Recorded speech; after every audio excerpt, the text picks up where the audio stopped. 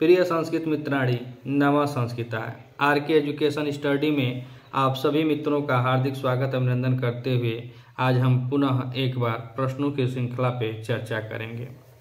वैसे अभी पेपर का जो डेट है वह टल जाने से बहुत दिल में खेद है कि हम लोगों का पेपर था जिसमें हम लोग मैराथन क्लास चला रहे थे, 100 प्रश्नों को देख रहे थे, 120 प्रश्नों की श्रृंखलाएं चल रही थी।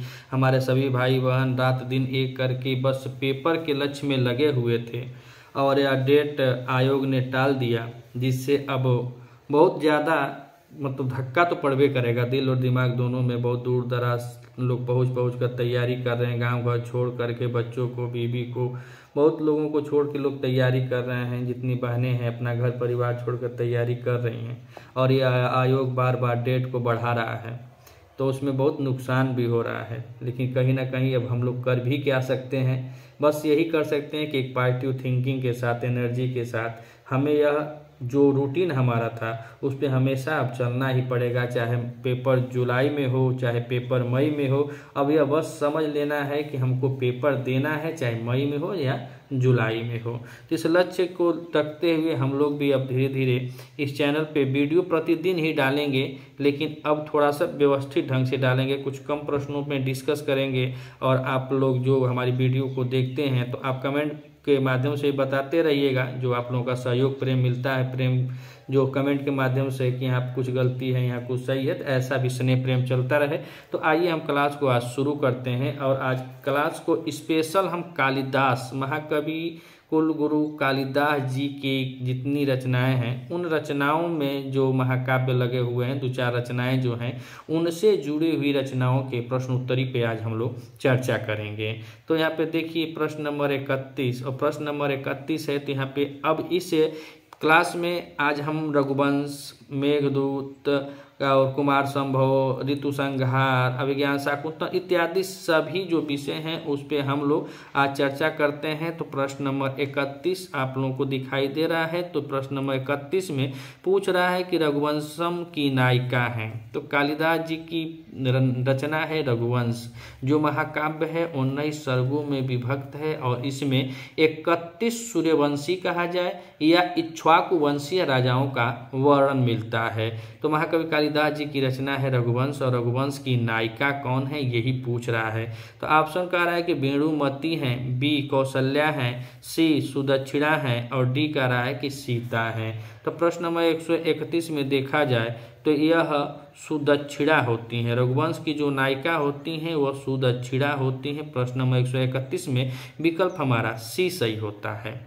अब हम बात करें प्रश्न नंबर 132। तो 132 नंबर प्रश्न कह रहा है कि वशिष्ठ की गौ का नाम था, कृष्णा था, नंदिनी था कि पीताम्बरा था कि श्वेता था। तो प्रश्न नंबर 132 और इसमें वर्णित है नंदिनी गाय। नंदिनी गाय को ही राजा दिलीप और सुदक्षिणा जो उनकी पत्नी होती हैं वह दोनों मिलकर 21 दिन तक सेवा करते हैं। तो प्रश्न नंबर 32 में विकल्प हमारा बी सही होता है कि नंदिनी था। प्रश्न नंबर 133 और प्रश्न नंबर 133 में कह रहा है कि रघुवंशम का मुख्य रस है, करुण रस है कि भयानक है कि श्रृंगार है कि विभत्स है। तो यहाँ पे देखा जाए तो रघुवंश का मुख्य रस जो होता है वह श्रृंगार रस होता है। प्रश्न नंबर 133 में विकल्प हमारा सी सही होता है कि श्रृंगार रस होता है। प्रश्न नंबर 134 और 134 में कह रहा है कि दिलीप की पत्नी का नाम था, देवी था कि रचना था कि सुदक्षिणा था कि महाश्वेता था। तो राजा दिलीप और उनकी पत्नी का नाम सुदक्षिणा होता है। यही रघुवंश के नायक नायिका होते हैं और इन्हीं से कहानी शुरू भी होती है रघुवंश की। तो प्रश्न नंबर 34 में विकल्प हमारा सी सही होता है, सुदक्षिणा। प्रश्न नंबर 135 और प्रश्न नंबर 135 में पूछ रहा है कि दिलीप के कुल गुरु थे, श्वेत केतु थे कि विश्वामित्र थे कि वशिष्ठ थे कि परशुराम थे। तो राजा दिलीप थे और राजा दिलीप के कुल गुरु का नाम वशिष्ठ होता है। प्रश्न नंबर 135 में विकल्प हमारा सी सही होता है। प्रश्न नंबर 136 में पूछ रहा है कि रघुवंशम का नायक है, राम हैं कि भरत हैं कि दिलीप हैं कि अज हैं। तो इसमें रघुवंश का नायक जो होता है वह राजा दिलीप होते हैं।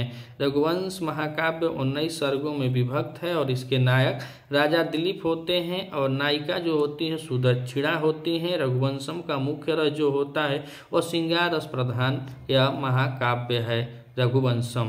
प्रश्न नंबर 136 विकल्प हमारा सी सही होता है। प्रश्न नंबर 137 और प्रश्न नंबर 137 में पूछ रहा है कि कालिदास की नाट्य कृतियाँ हैं। ऑप्शन ए 5 हैं, बी 7 है, सी कह रहा है कि 3 है और डी कह रहा है कि 4 हैं। तो प्रश्न का उत्तर अगर देखा जाए तो विकल्प हमारा सी सही होता है कि नाट्य कृतियाँ जो हैं 3 हैं। वैसे महाकवि कालिदास जी की कुल रचनाएं 7 हैं। 7 रचनाओं में 2 महाकाव्य है कुमार संभव और रघुवंशम, एक खंड काव्य है मेघदूत, एक ऋतु गीत काव्य है ऋतु संहार। 4 ऐसे हो गए और 3 इनके नाटक हैं, तो कुल रचना इनकी 7 है। नाटक देखा जाए तो मालविका अग्निमित्रम, विक्रम उर्वशीयम और अभिज्ञान शाकुंतल। अभिज्ञान शाकुंतल महाकवि कालिदास जी का बहुत रमणीय नाटक है जो अक्सर संस्कृत से अगर हम पेपर दे रहे हैं तो हमेशा इससे 1 ना 2 4 सवाल जरूर पूछे जाते हैं अभिज्ञान शाकुंतल में। और उसमें बताया भी जाता है कि सभी नाटकों में सबसे रमणीय नाटक अभिज्ञान शाकुंतल, और अभिज्ञान शाकुंतल का जो चतुर्थ अंक है और चतुर्थ अंक में चतुर्थ जो 4 श्लोक हैं बहुत रमणीय माने जाते हैं। महाकवि कालिदास जी के रचना के बारे में देखा जाए तो इसमें कुल 7 रचनाएं हैं। अब प्रश्न नंबर 137 में विकल्प हमारा सी सही होता है। प्रश्न नंबर 138 में पूछ रहा है कि रघुवंशम किस काव्य विधा के अंतर्गत आता है। नाटक के आता है कि षट्टक आता है कि महाकाव्य आता है कि नाटिका आता है।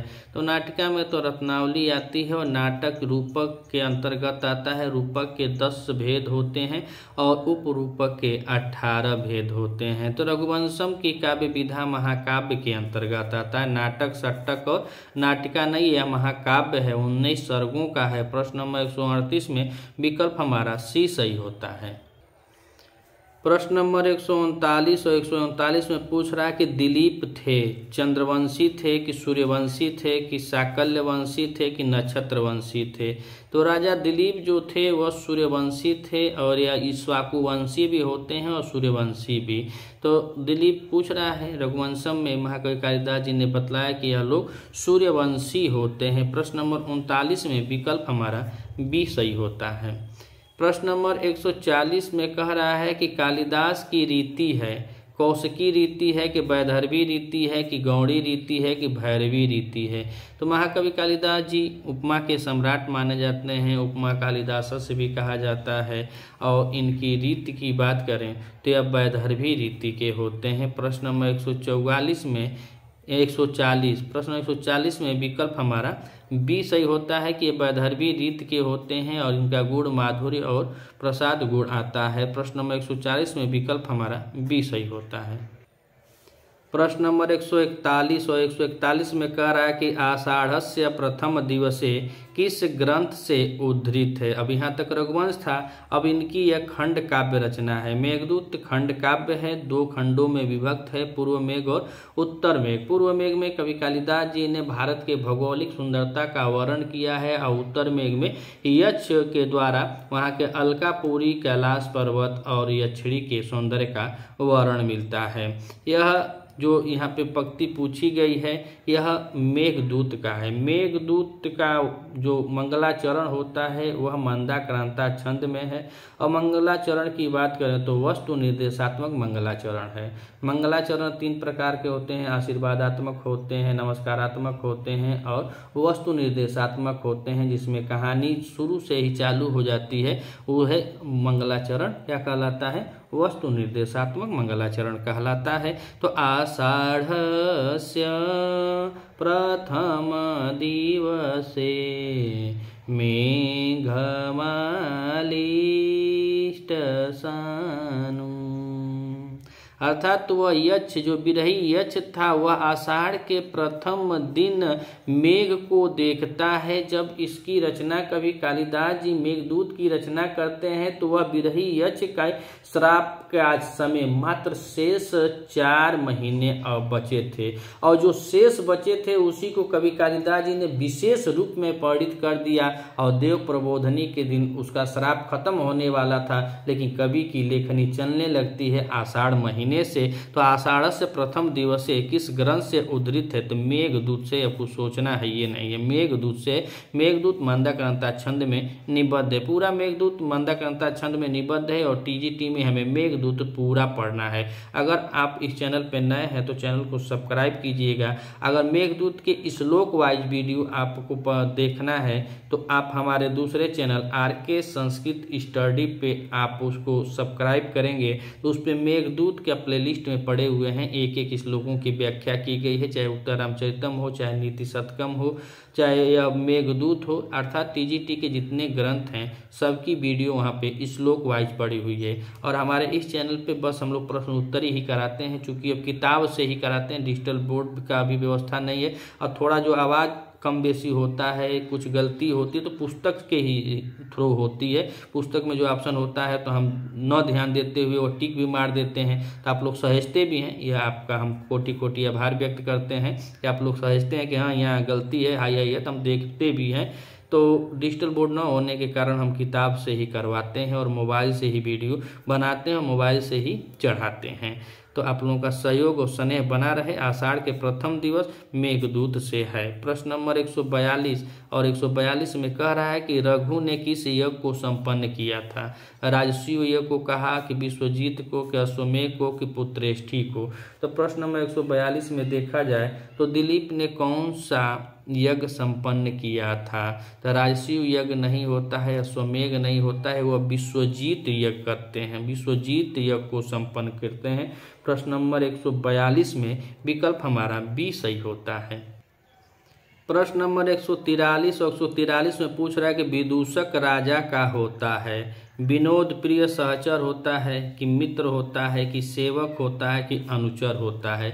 तो विदूषक से भी जुड़े हुए सवाल पेपर में आते हैं, तो आप जितने नाटक हैं उसी में विदूषक होते हैं। तो नाटक में कौन कौन सा विदूषक होता है मुख्य रूप से हमको देख लेना है, समझ लेना है। अब तो सरकार खुद टाइम दे दी है कि खूब देखो और समझो, ऐसा ना हो कि यहाँ से धीरे धीरे जुलाई करते करते 2026 ला दे, काहे कि 22 से करते करते 2025 में आ गई। वो पूरा 25 का आधा साल चला गया, 6 महीना जुलाई में आ गया तो 6 महीना 25 में भी चला गया, और फिर 6 महीना घीच देगी तो और सबका तो बेड़ा गर्क कर ही देगी। तो विदूषक है और विदूषक राजा का होता है तो विनोद प्रिय सहचर होता है। विनोद प्रिय सहचर होता है, जैसे अभिज्ञान शाकुंतल में मांडव्य है, वह जो मृच्छकटिकम में देखें तो मैत्रेय है, तो उसी तरह रत्नावली में वसंतक है। तो इसी तरह यह जो होते हैं यह राजा के सहचर होते हैं। इनसे यह राजा जो होता है सभी बातों को कहता भी है और यह हंसी मजाक भी करता है और कोई बात छिपाता नहीं है, ऐसा पात्र होता है विदूषक। और हमारे के भोजपुरी भाषा में कहल जाता है जो जोकर होला वही के विदूषक कहल जाला। प्रश्न नंबर 143 में विकल्प हमारा ये सही होता है। प्रश्न नंबर 144 और 144 में कह रहा है कि रघुवंशम है, खंड काव्य है, कि महाकाव्य है, कि नाटक है, कि रूपक है? तो रूपक का नाटक, रूपक के ही भेद होते हैं, नाटक रूपक एक के है, खंड काव्य हमको बस यही जानना है कि यह मेघदूत है, तो मेघदूत इसमें है ही है ना। रघुवंश पूछ रहा है तो महाकाव्य है, रघुवंश का है, महाकाव्य है। प्रश्न नंबर 144 में विकल्प हमारा बी सही होता है। प्रश्न नंबर 145 में पूछ रहा है कि रघुवंशम का प्रारंभ होता है दिलीप वर्ण से होता है, कि राम वर्ण से होता है, कि अज वर्ण से होता है, कि रघु वर्ण से होता है? तो दिलीप वर्ण से, राम वर्ण से, तो रघु वर्ण से रघु जो थे वह इक्ष्वाकु वंशीय बहुत ही प्रतापी राजा हुए। जो सूर्यवंशी हैं चाहे इक्ष्वाकु वंशी हैं, बाद में आगे चल करके यही राजा के नाम से यह कुल को गाया जाता है कि रघुवंश रघुवंश, और रघु के नाम से ही भगवान राम को भी रघुवर कहा गया और इनका नाम या इनका कुल का नाम ही रघुवर पड़ जाता है। अज राजा जो अज होते हैं यह दशरथ के पिताजी होते हैं, और अज और इंदुमती के बहुत ही प्रेम स्नेह का वर्णन के साथ साथ अज विलाप का भी वर्णन बहुत श्रेष्ठ है। और पता नहीं कि इसमें बहुत गाना भी आया है, गीत संगीत भी लोग कहते हैं कि कालिदास ओ कालिदास अज रोया था कि तुम रोए थे। तो बहुत अच्छा यहाँ पे विलाप गीत है और विलाप गीत के साथ रघुवंश में अज विलाप का भी वर्णन बहुत मार्मिक ढंग से महाकवि कालिदास जी ने किया है। रघुवंश का प्रारंभ देखिए दिलीप वर्णन से होता है, दिलीप वर्णन से होता है और यहीं से रघुवंश का प्रारंभ होता है। महाकवि कालिदास जी आज के जितने भी मित्र हैं, जो प्रेमी हैं, प्रेमिकाएं हैं, इसी तरह उनका भी दिल टूटा था और बेचारे वह 3 बात जो उनकी पत्नी ने उनको ठेस पहुंचाया।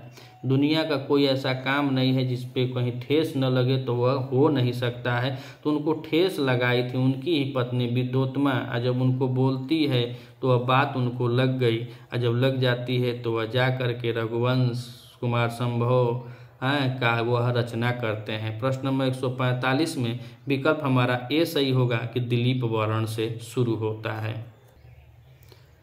प्रश्न नंबर 146 और 146 में कह रहे हैं कि मेघदूतम में बिरही यक्ष संदेश भेजता है। पत्र द्वारा भेजता है कि सेवक द्वारा भेजता है कि मेघ द्वारा भेजता है कि अश्व द्वारा भेजता है। तो मेघदूतम महाकवि कालिदास जी की ही रचना है। आज जितना हम लोग प्रश्न हल करेंगे सब महाकवि कालिदास जी की रचनाओं पर ही आधारित होगा। मेघदूत में बतलाया जाता है कि इसका उपजीव्य ब्रह्मवैवर्त पुराण को माना जाता है और ब्रह्मवैवर्त पुराण में इस जो यक्ष है इसका नाम हेमाली है और जो यक्षिणी है उसका नाम विशालाक्षी पाया जाता है।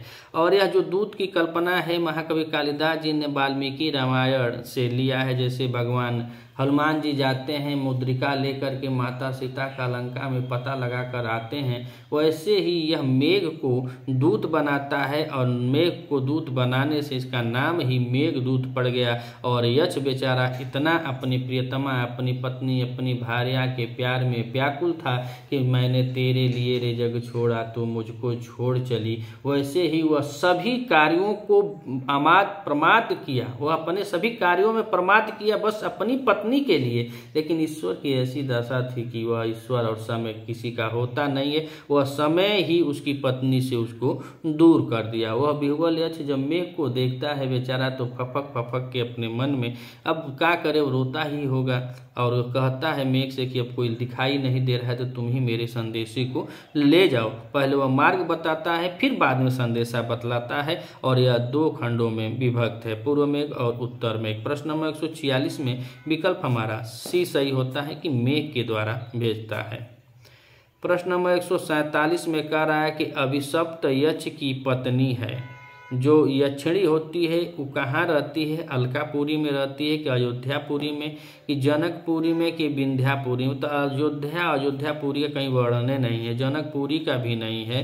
यहाँ पर वर्णन अभिशप्त यक्ष की पत्नी अलकापुरी में रहती है। और यह भी मिलता है कि जब यक्ष को श्राप दिया गया था तो कुबेर अपने ही राजमहल में श्राप देकर अपने ही राजमहल से यक्ष को निष्कासित कर देते हैं, उसकी संपूर्ण महिमा को छीन लेते हैं और उसको राज्य से बाहर कर देते हैं। और दूत के द्वारा उसके घर अर्थात निष्कासित यक्ष के घर उसकी पत्नी के पास लोग दूत भेजते हैं यह बताने के लिए कि तुम्हारे पति को राजा या स्वामी या भर्तु ने राज्य से निष्कासित कर दिया। अंतिम में वो अपने मेहरारू का मुँह ना देख पाएला और वह अपने दरबार से ही कुबेर उसको निष्कासित कर देते हैं। तो प्रश्न नंबर 147 में विकल्प हमारा ये सही होता है कि अभिशप्त यक्ष की पत्नी अलकापुरी में रहती थी। अब प्रश्न नंबर 148 में देखा जाए तो कह रहा है कि मेघदूत में उत्तर मेघ में श्लोकों की संख्या है, 60 है, 50 है, 52 है कि 48 है। तो प्रश्न नंबर 148 में मेघदूत के उत्तर मेघ में बात किया जाए तो 52 श्लोकों का वर्णन है, 52 श्लोक उसमें मिलते हैं। प्रश्न नंबर 148 में विकल्प हमारा सी सही होता है। अब प्रश्न नंबर 149, अब प्रश्न नंबर 149 में देखें तो अब महाकवि कालिदास जी का नाटक शुरू हो गया है कि मालविका अग्निमित्रम में मालविका के नाट्याचार हैं। पहले तो ये बताना है कि इसका नाट्याचार कौन है। तो प्रश्न नंबर 49 में देखा जाए तो कह रहे कि मालविका अग्निमित्रम महाकवि कालिदास जी की रचना है और इसमें कहानी है कि जो अग्निमित्र जो राजा होता है वह अपने नौकर के लड़की से ही उसका प्रेम प्रसंग हो जाता है, प्रेम करने लगता है। तो मालविका के नाट्याचार हैं, पहले यह देखने कि वसुमित्र हैं कि हरदत्त हैं कि वीरसेन हैं कि गणदास हैं। तो मालविका अग्निमित्रम में मालविका के नाट्याचार्य गणदास हैं। प्रश्न नंबर 149 में विकल्प हमारा डी सही होता है। अब हम प्रश्न नंबर 150 और 150 को देखें तो कह रहा है कि मालविका अग्निमित्रम की पट्टमहिषी कौन है? कौशिकी है कि मालविका है कि धारिणी है कि इरावती है? प्रश्न नंबर 150 में मालविका अग्निमित्रम की पट्टमहिषी धारिणी होती है। प्रश्न नंबर 150 विकल्प हमारा सी सही होता है। प्रश्न नंबर 151 और 151 में कह रहा है कि मेघदूतम में जहनु कन्या कौन है? नर्मदा है कि निर्विंध्या है कि रेवा है कि गंगा है? तो जहनु कन्या और जहनु कन्या के बारे में बतलाया जाता है कि जो गंगा जी थी, यह नीति शतकम में भी आप पढ़ेंगे तो कहते हैं कि विनीत पाता शतमुख, जिसका विनाश होता है वह सैकड़ों प्रकाश होता है, जिसकी बुद्धि भ्रष्ट हो जाती है उसका सैकड़ों प्रकाश से विनाश होता है। तो उसमें भी भर्तृहरि जी एग्जाम्पल दिए हैं गंगा का, और यहाँ पर भी गंगा के बारे में बतलाया जा रहा है कि जहनु कन्या कौन है? तो गंगा है। कैसे जहनु कन्या हुई तो उस पर हम लोग कुछ चर्चा करते हैं कि जब यह चली, जैसे भागीरथी जी इनको बुलाए तो भागीरथी जी तपस्या करे और यह चली जब वहाँ स्वर्गलोक से, तो इनको इतना घमंड और अभिमान हो गया था कि मैं धरती पर जब जाऊंगी तो मुझको कोई संभालने वाला भी नहीं होगा, मेरे वेग को, मेरे आवेग को कोई संभाल नहीं सकता है। बड़ा रिक्वेस्ट करके भागीरथी जी कहे तो ब्रह्मा जी के कहने पर गंगा चली, और जैसे वहाँ से चली बड़े वेग के साथ नीचे उतरती है, तब तक भगवान शिव अपने जटों में इसको बांध लेते हैं। जब बांध लेते हैं तो कुछ दिन कुछ समय खातिर इसको बांधे ही रहते हैं। फिर भागीरथी जी तपस्या करते हैं कि हे भगवान, जब उन्हें खातिर बलौनी है त्यों तो जटवा में बन ले, तो हमार बंसवा कहाँ से चली? इनके गंगा के छोड़ा जाए तो गंगा को यह भगवान शंकर के जटाओं से पहले कैलाश पर्वत पे गिरती है। यह हमारे सनातन धर्म के बारे में, सनातन धर्म में बतलाया गया कि गंगा भगवान शिव के जटाओं से कहाँ गिरती है? कैलाश पर्वत पे। कैलाश पर्वत कहाँ है? हिमालय पर्वत पे। और हिमालय पर्वत से यह गिरते गिरते आती है कहाँ? हरिद्वार में। तो हरिद्वार से जब आगे बढ़ी तो एक जहनु नाम के ऋषि थे और उनकी कुटिया उटिया थी, और यह इतनी घमंड से आगे बढ़ रही थी कि उनकी कुटिया को ही यह बहवा ले गई। और जब उनकी कुटिया को बहवा कर ले जाते वह जहनु ऋषि जो थे यह क्या किए कि तुरंत उसको अपना एक गमला टाइप का रखे थे, बस उसी में उसको लेकर के ढाप देते हैं।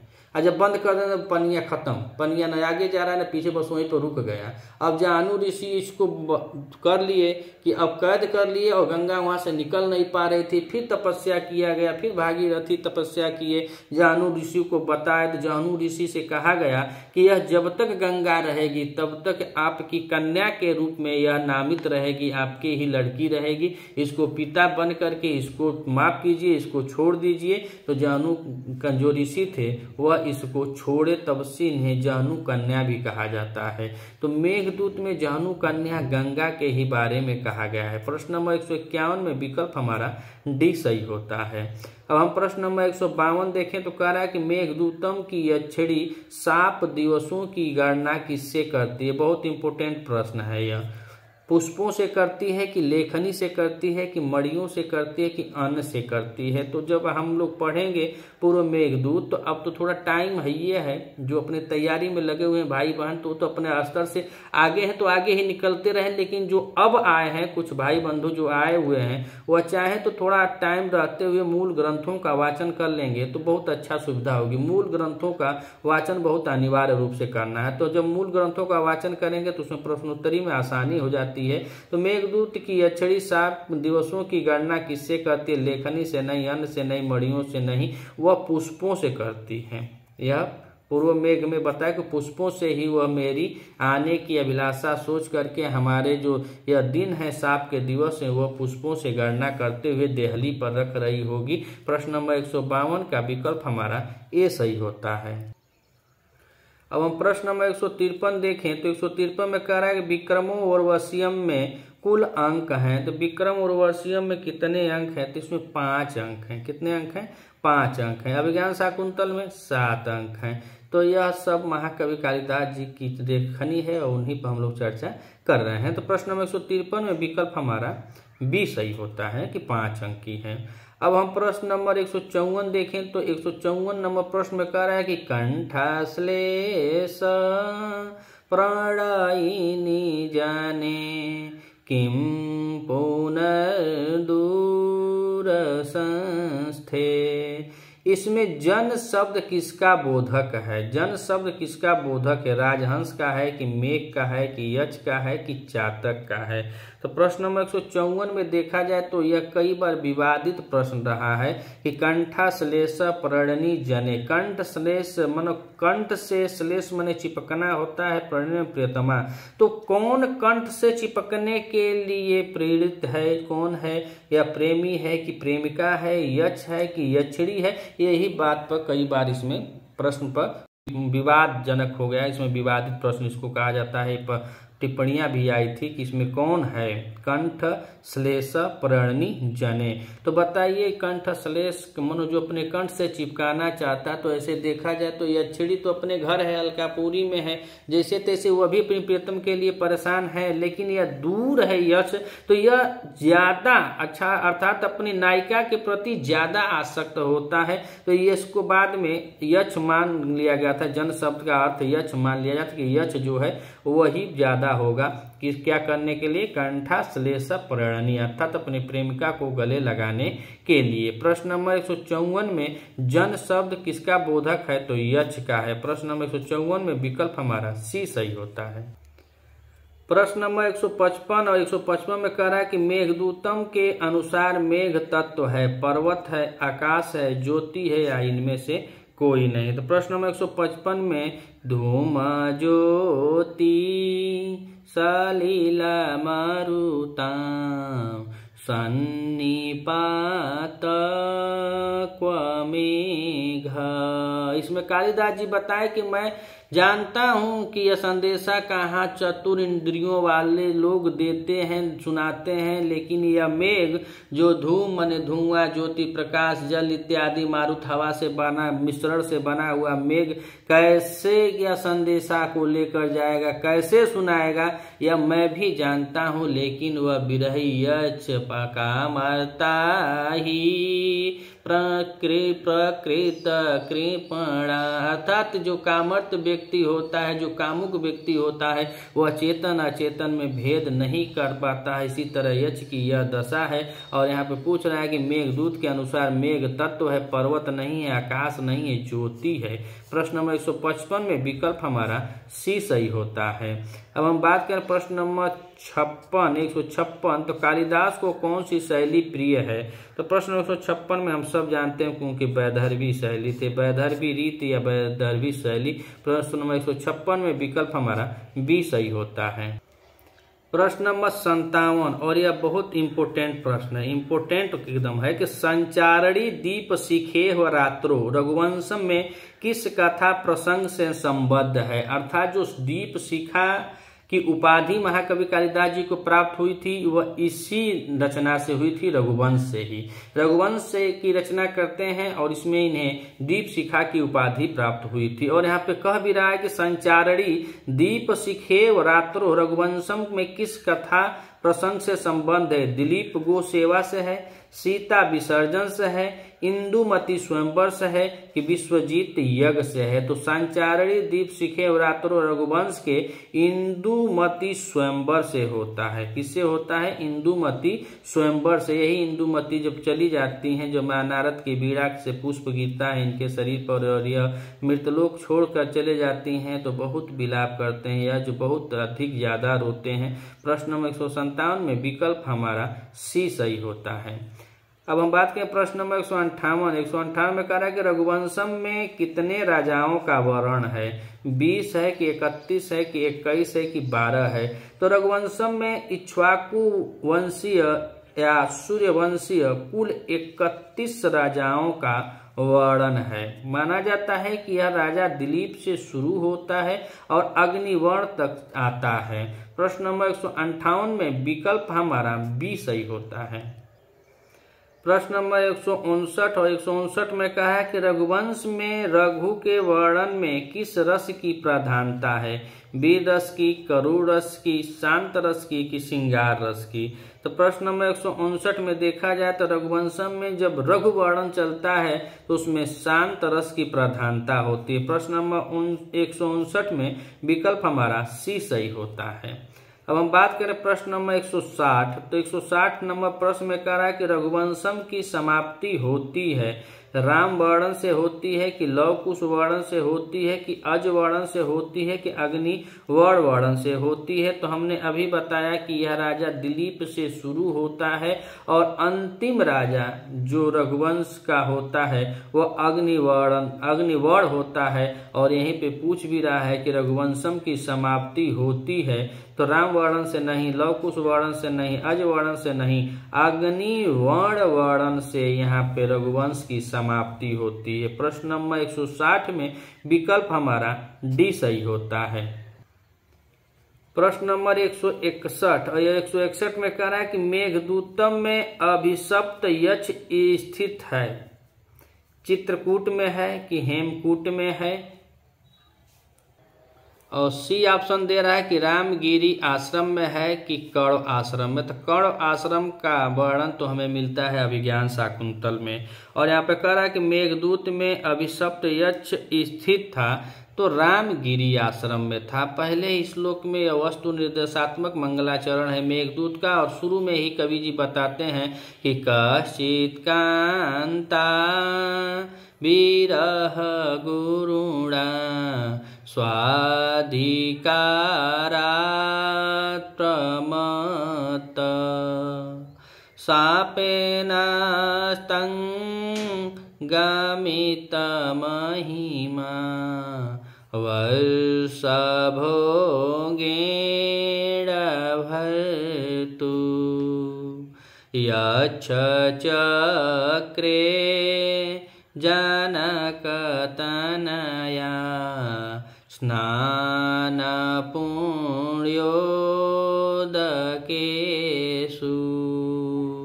स्निग्धछाया तरुषु वसतिं रामगिरियाश्रमेषु।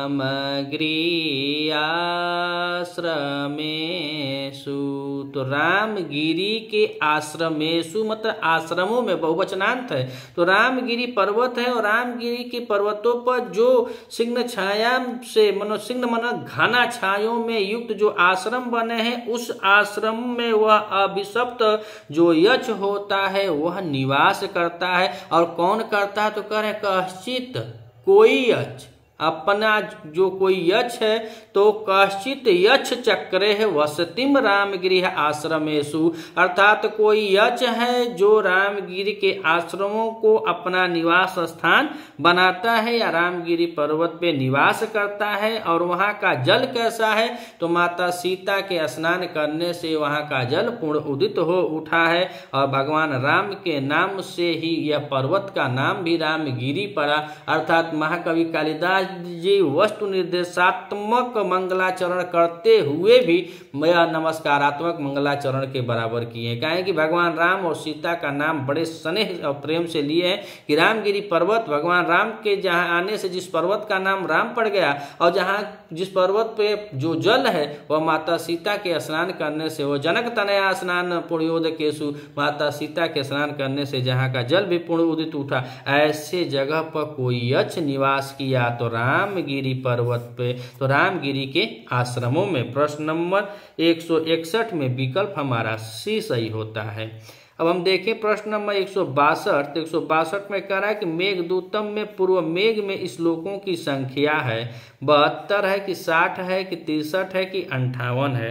प्रश्न नंबर 162 और 162 में देखा जाए तो पूर्व मेघ में 63 श्लोक होते हैं और उत्तर मेघ में 52 श्लोक होते हैं। तो प्रश्न नंबर 162 में विकल्प हमारा सी सही होता है। प्रश्न नंबर 163 और 163 नंबर प्रश्न में कह रहा है कि मालविका अग्निमित्रम का विदूषक है, गौतम है कि मैत्रेय है कि वसंतक है कि मांडव्य है। तो मांडव्य इस कहाँ का है, तो यह तो अभिज्ञान शाकुंतल का है। मैत्रेय जो है मृच्छकटिकम का है।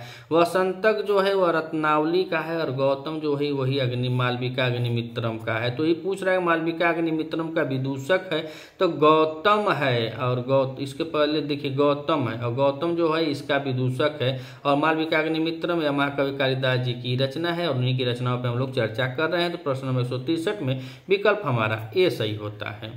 अब बात करें प्रश्न नंबर 164 में, तो करें कालिदास की धारिणी का पुत्र है। कालिदास की धारिणी जो है उसका पुत्र कौन है, वीरसेन है कि वसुमित्र है कि सारस है कि हरदत्त है। तो प्रश्न नंबर 164 में देखा जाए तो जो धारिणी है कालिदास जी की उसका पुत्र वसुमित्र होता है। प्रश्न नंबर 164 में विकल्प हमारा बी सही होता है।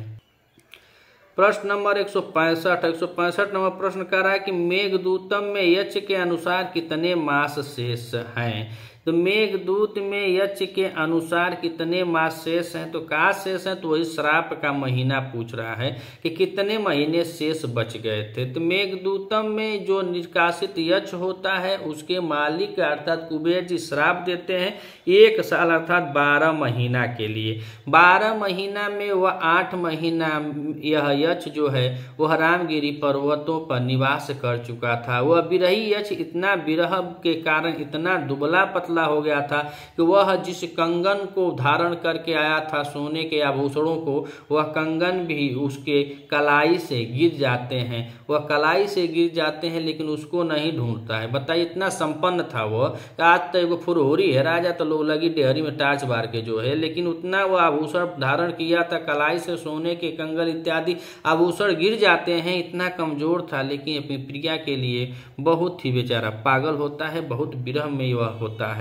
तो मेघदूत में यक्ष के अनुसार कितने मास शेष थे, तो 4 मास शेष थे। जब यह विज्ञान मेघदूत की रचना करते हैं तो आषाढ़स्य प्रथम दिवस से, तो आषाढ़ के प्रथम दिवस से ही यह रचना शुरू होती है और इसका जब श्राप जो खत्म होने वाला था वह कार्तिक में देव प्रबोधनी एकादशी को इसका श्राप खत्म हो जाता है। तो आषाढ़ से शुरू हुआ तो आषाढ़ सावन भादो कुवार कार्तिक, तो आषाढ़ तो शुरू हुआ तो आषाढ़ छोड़ दीजिए, तो आषाढ़ के बाद भादो, आषाढ़ के बाद सावन भादो कुवार कार्तिक, बस 4 महीना और शेष बच गया था। और कार्तिक में देव प्रबोधनी एकादशी के दिन इसका श्राप खत्म होने वाला था। तो इसीलिए पूछ रहा है कि 165 में यक्ष के अनुसार कितने, तो शेष 4 महीने और शेष बच गए थे। मित्रों यह आज हम इस श्रृंखला का अंतिम प्रश्न था। आप लोगों को यह वीडियो कैसी लगी, मेहनत हम प्रतिदिन करते हैं आप लोगों के साथ और यह भी हम कहते हैं कि बस आपके सफलता में हमारा भी एक कदम आपके साथ जुटा रहे और कुछ नहीं। जैसे आप विद्यार्थी, हम भी विद्यार्थी ही हैं, हम भी पढ़ते ही हैं, बस एक प्रयास अलग है कि हम भी रोज आपके साथ लगे रहते हैं। तो अगर यह वीडियो कालिदास जी की रचनाओं पर थी, अगर आपको अच्छी लगे तो कमेंट जरूर कीजिएगा कि हाँ सही है, तो थोड़ा हम भी मोटिवेट होंगे, बड़ा उत्साह के साथ पढ़ाएंगे। आप लोग कुछ बोलते नहीं, कुछ कहते नहीं तो मन में टेंशन गिर जाला। तो ठीक है, तो सब मेहनत तक करते हैं जा, लगातार लगल हैं जा। तो वीडियो के आप लोग देखल जाए, अच्छा लगी जैसन वैसन कमेंट कर जाए। फिर दूसरा पार्ट है कालिदास जी को उठा के दूसरी भूमिका में खुद 35-40 क्वेश्चन और देखते हैं। अब तो टाइम थोड़ा सा बढ़ गया है तो धीरे धीरे साहित्य और व्याकरण दोनों की पुस्तकों को हम लोग पढ़ते और देखते चलते हैं। मिलते अगले वीडियो में, तब तक के लिए नमः संस्कृताय।